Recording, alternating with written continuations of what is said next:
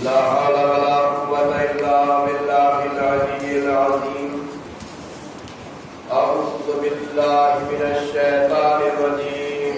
بسم الله الرحمن الرحيم. الحمد لله رب العالمين، والصلاة والسلام على أشرف الأنبياء والمرسلين سيدنا ونبينا وشفيع ذنوبنا وهادينا ومولانا أبي القاسم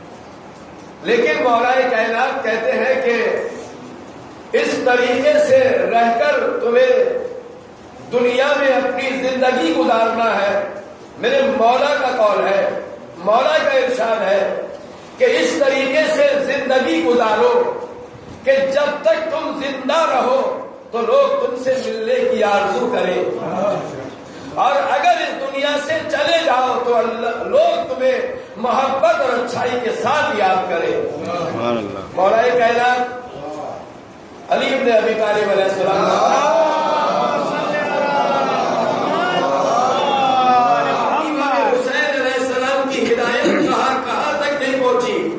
یہ تو گھر ایمان کا گھر تھا، یہ گھر تو ہدایت کا گھر ہے، ایسا گھر تو قیامت تک کہیں ہوگا ہی نہیں۔ وہ جگہ کہ جس جگہ حر بنائے جاتے ہیں، وہ جگہ کہ جہاں حر بنائے جاتے ہیں، وہ کارخانہ تو میرے حسین کا ہے۔ عزیزو، یہ وہ گھر ہے کہ جہاں حر بنائے جاتے ہیں۔ عزیزان محترم، حسین کسی ایک ذات گرامی کا نام نہیں ہے، حسین ایک مجسمہ ہے ہدایت کا، حسین چراغ ہے ہدایت کے، حسین کشتی ہے نجات کے۔ عزیزو، ان کا گھر، ان کا تعلق اس گھرانے سے ہے۔ میں نے گھر تو بہت دیکھے، بہت گھر دیکھے، لیکن جیسا گھر حسین کا ہے ایسا گھر کسی کا نہ ملا۔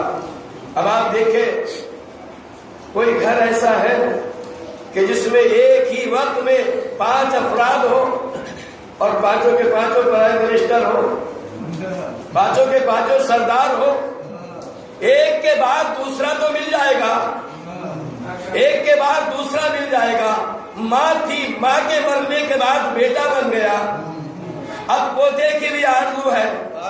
عزیزو، ایک کے بعد دوسرا تو بن سکتا ہے، لیکن ایک وقت میں 5 وزیر اعظم نہیں ہو سکتے۔ لیکن یہ شرف جو ہے وہ در زہرا کو ہے، فاطمہ زہرا کے گھر کو ہے۔ ہم نے جب فاطمہ زہرا کے گھر کو دیکھا تو اس گھر میں ایک وقت میں 5 افراد ہیں، پانچوں کے پانچوں وزیر اعظم ہیں، پانچوں کے پانچوں سردار ہیں۔ فاطمہ زہرا کے باپ کو دیکھا تو نبیوں کے سردار، شوہر کو دیکھا تو نبیوں کے سردار، بیٹوں کو دیکھا تو جوانان جنت کے سردار، اور خود کو دیکھا تو خاتون جنت سید النساء العالمین تمام عورتوں کی سردار۔ تو حسین اسی گھر میں پیدا ہوئے ہیں، اسی لیے تو حسین چراغ ہدایت ہے۔ اور عزیزوں، خود رسول نے کہا کہ مولا کائنات کے بارے میں، مولا کائنات کو فرمایا ہے کہ علی کل ایمان ہے، علی کل ایمان ہے۔ اور خواجہ معین الدین چشتی نے کہا دین حسین، حسین دین ہے، یعنی باپ ایمان ہے اور بیٹا دین ہے۔ تو فیصلہ آپ کے ہاتھوں میں ہے کہ ایمان بھی اس گھر میں ہے اور دین بھی اس گھر میں ہے۔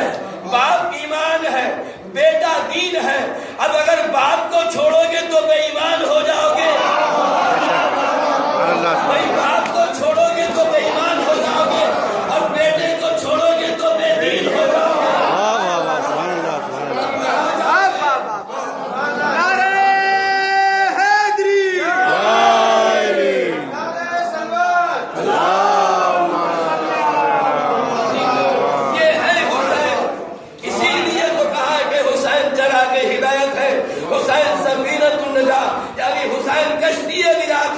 اب اگر ہمیں بھی نجات چاہیے تو در حسین پہ آنا پڑے گا۔ حسین سب کی مدد کرتے ہیں، حسین غیروں کو بھی دیتے ہیں، تو کیا حسین اپنوں کو نہیں دیں گے؟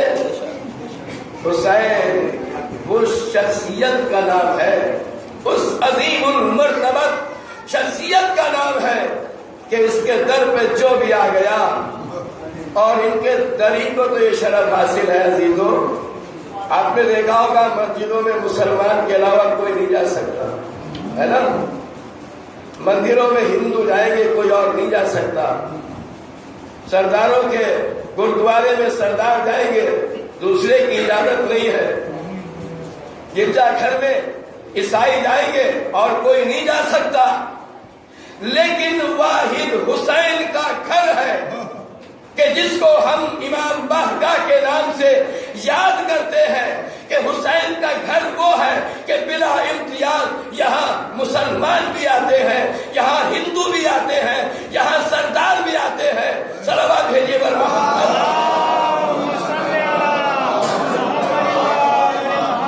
اور مجھے ایک روایت یاد آ رہی ہے کہ دیکھیے کس طریقے سے امام حسین علیہ السلام کی محبت اور ان کے فضائل اور ان کی چاہت دلوں میں نور ایمان پیدا کرتی ہے۔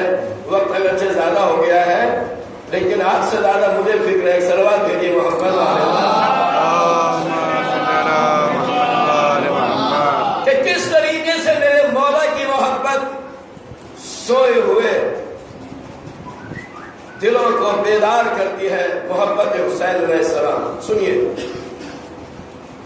ایک عیسائی کہ جو حکیم تھا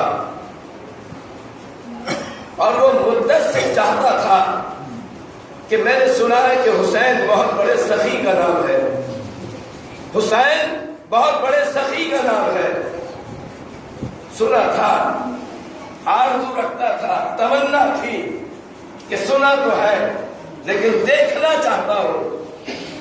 چاہتا ہوں۔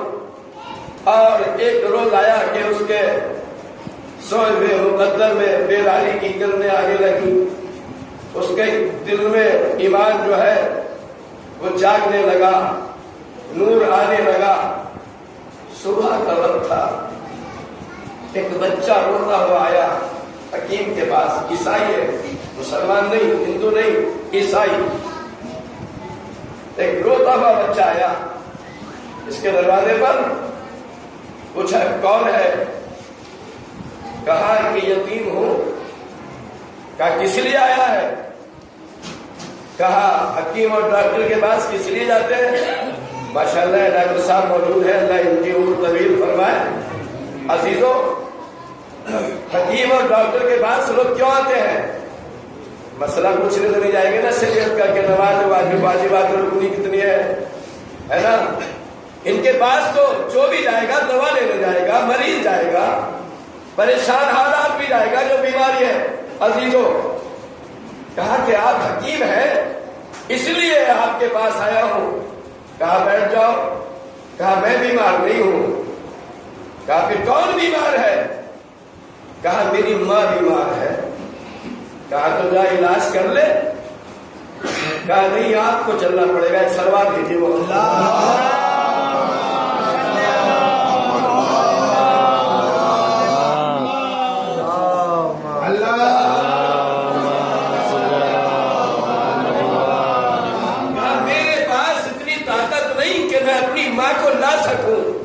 آپ کو چلنا پڑے گا۔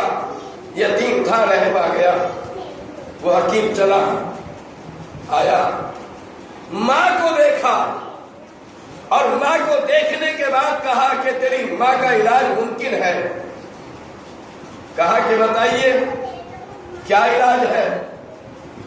کہا کہ اگر سفید رنگ کا گھوڑا مل جائے تو اس کا جگر چاہیے، اور گھوڑا اور وہ بھی سفید۔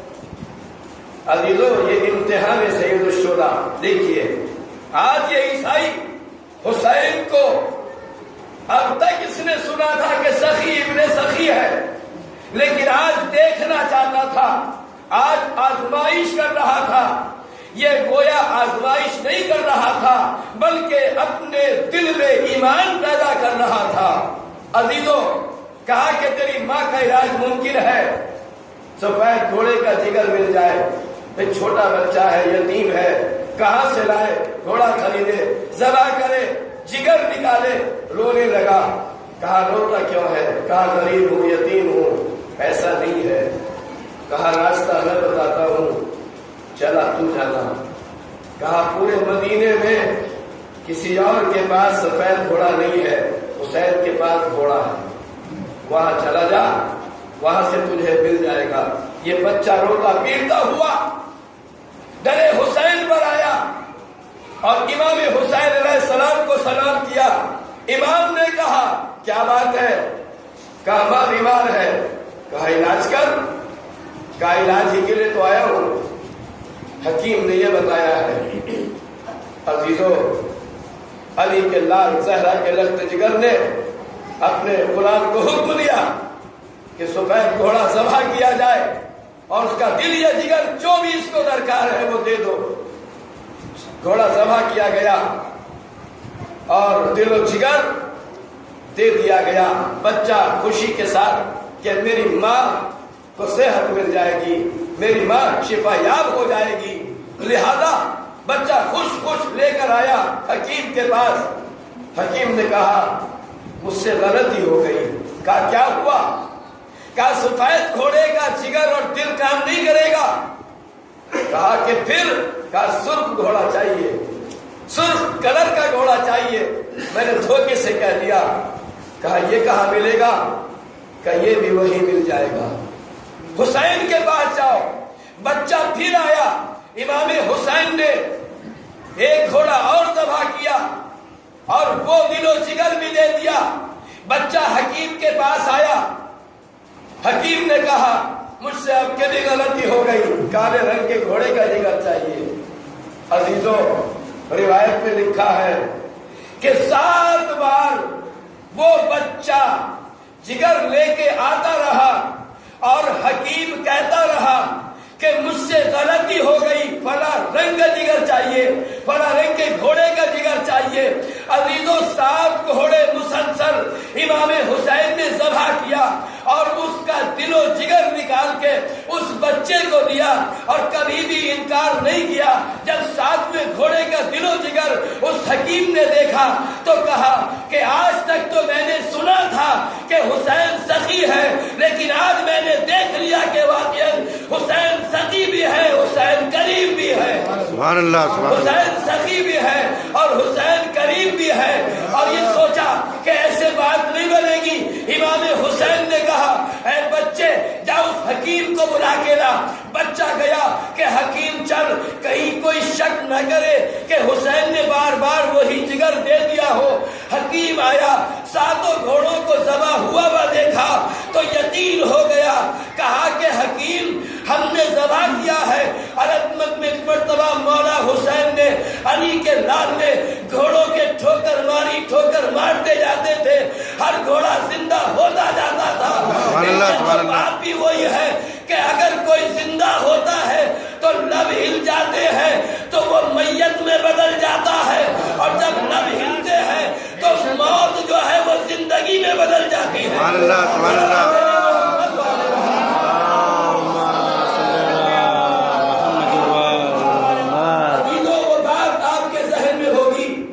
کہ جب ایک بڑھیا کو بہکایا گیا، واقعہ پورا نہیں پڑھنا ہے، ایک نتیجہ دینا ہے، اس ضعیفہ کو بہکایا گیا کہ تھوڑی دیر کے لیے اپنے بیٹے کو مردہ تصور کر لے، اتنا انعام دیں گے، لہذا میت بنائی، مولا کی خدمت میں آئے، کالی نماز جنازہ پڑھا دیجئے۔ کہا کہ نماز جنازہ؟ کہا ہاں۔ 3 بار میرے مولا نے کہا کہ اجازت ملی تو امام نے نیت کی نماز پڑھتا ہوں میت ہادہ پر۔ ادھر مولا نے میت کہا، ادھر چادر میں زندہ نہیں تھا، مردہ ہو گیا۔ پیچھے لوگوں میں آناکانی ہوئی کہ دیکھو علی کہہ رہے تھے کہ میں زمین کے راستوں سے آسمان کے راستوں کو زیادہ جانتا ہوں، انہیں تو چادر کے نیچے کا بھی معلوم نہیں کہ زندہ ہے یا مردہ۔ عزیزو، کیا ہوا؟ مولا نے کہا ذرا چادر ہٹا کے دیکھو۔ اب جو چادر ہٹائی تو اب زندہ نہیں تھا بلکہ مردہ تھا۔ وہ لوگ تو بھاگ گئے جو بہکا کے لائے تھے، جو دشمن علی میں بہکا کے لائے تھے وہ تو بھاگ گئے، اس لیے کہ بھاگنے والوں کی اولاد تھے۔ سبحان اللہ، سبحان اللہ۔ عادت تھی، وہ تو بھاگ گئے، لیکن ہاں اب ماں تڑپنے لگی، رونے لگی۔ اب تک بناوٹی رو رہی تھی، اب حقیقت میں رو رہی ہے، اور یہ کہہ کے مولا کے قدموں میں سر رکھ دیا کہ علی میں تو زندہ لے کر آئی تھی، زندہ لے کر جاؤں گی۔ کہا کہ تجھے کیسے معلوم کہ ہم اس کو زندہ کر دیں گے؟ تب میرے مولا کے اوپر ہماری جانیں قربان. دیکھیے جملہ اس عورت نے کہا, اس ضعیفہ نے کہا, مولا نے کہا تجھے کیسے یقین ہے کہ ہم اس کو زندہ کر دیں گے, ہم اس کو حیات دے دیں گے, تو نے کیسے سمجھ لیا؟ تو اس ضعیفہ نے کہا کہ یا علی, جس کے لبوں کی جنبش ارے زندہ کو مردہ بنا سکتی ہے, اس کے لبوں کی جنبش ارے مردہ کو زندہ بھی بنا سکتی ہے. اور یہ کہہ کے میرے مولا نے ٹھوکر ماری, ارے مردہ کلمہ پڑھتا ہوا اٹھا, علی ولی اللہ کہتا ہوا اٹھا. تو میں کہوں گا زندگی میں موقع ہے, ارے پہلے ہی علی ولی اللہ پڑھ لو, لیکن بعد میں ٹھوکریں کھانے پڑے گی. سبحان اللہ, سبحان اللہ, واہ واہ واہ واہ,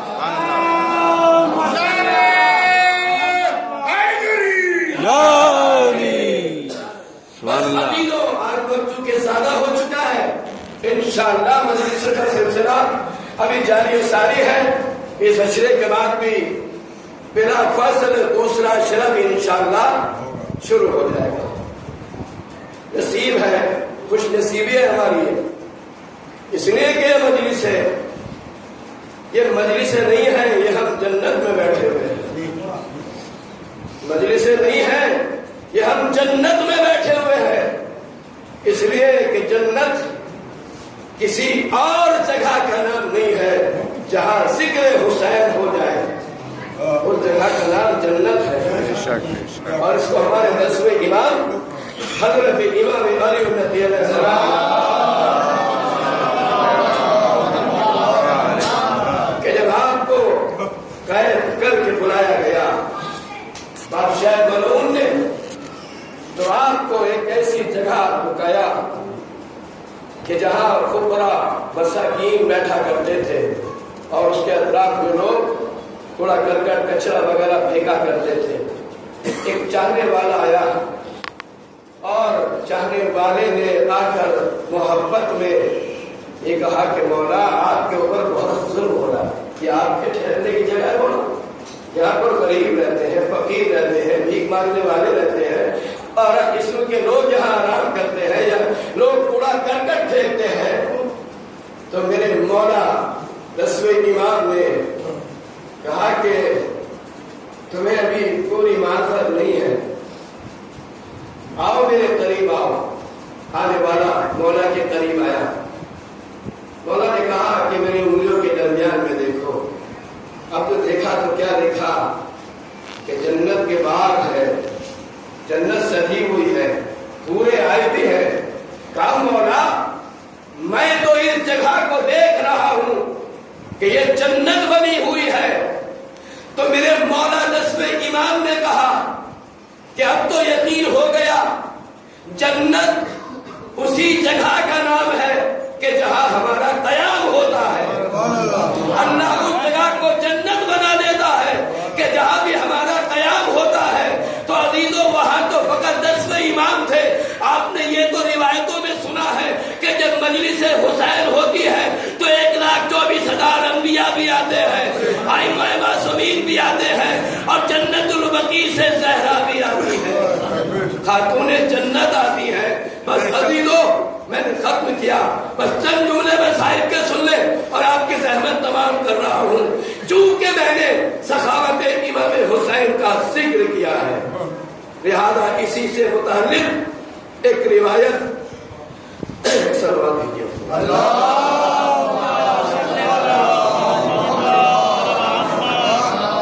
ایک روایت سنے کہ میرے مولا حسین کتنے سخی تھے. اللہ ہمیں بھی سخاوت حسین سے کچھ سبق حاصل کرنے کی توفیق عطا فرمائے. حسین نے دین کی خاطر بھرا گھر قربان کر دیا. عزیزوں, کوفے کی ایک عورت جو بیوہ ہو چکی تھی لیکن بڑی خوددار تھی, غیرت مند تھی, شوہر کے مرنے کے بعد پریشان ہوئی. ایک چھوٹی سی بچی تھی کہ جب اس کے شوہر کا انتقال ہوا. اب کوفے کے جس گھر میں بھی یہ محنت اور مزدوری کے لیے جاتی ہے, بیوہ ہے, غریب ہے, بری نگاہوں سے دیکھا جاتا تھا, یہ کام چھوڑ دیتی. بچی کی پرورش کے لیے کچھ تو کرنا چاہیے تھا عزیزو.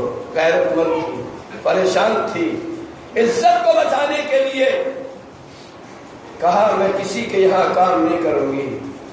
کسی نے اس کو مشورہ دیا, رائے دی کہ تم مدینے چلی جا. کہا مدینے؟ کہا وہاں کیا ہوگا؟ کہا وہ علی کا لال حسین رہتے ہیں, فاطمہ زہرا کا لقب جگر حسین رہتا ہے, ان کی بیٹی زینب رہتی ہے, وہاں چلی جا, وہ تجھے اتنا دے دیں گے کہ تیری زندگی آسانی سے بسر ہو جائے گی. اس عورت کے سمجھ میں آ گیا اور اس نے کوفے سے مدینے کا سفر شروع کیا. 4 سال کی بچی تھی, 4 یا 5 سال کی بچی تھی. کوفے سے مدینے کا پیدل سفر کیا. بچوں کی عادت ہوتی ہے نا کہ راستے میں کوئی چمکیلی چیز پڑی, کوئی اچھا سا گول پتھر ملا, اسے اٹھا لیا. وہ یتیم بچی بھی جو اپنی ماں کے ساتھ سفر کر رہی تھی, راستے سے کنکریاں اٹھا اٹھا کے اپنے دامن میں ڈال رہی تھی اور دامن کو کنکریوں سے, پتھروں سے بھر لیا. مدینے میں پہنچے, در حسین علیہ السلام پہ دستک دی, در امام پہ دستک دی. سید الشہداء خود دروازے پہ آئے, کہا کون ہو؟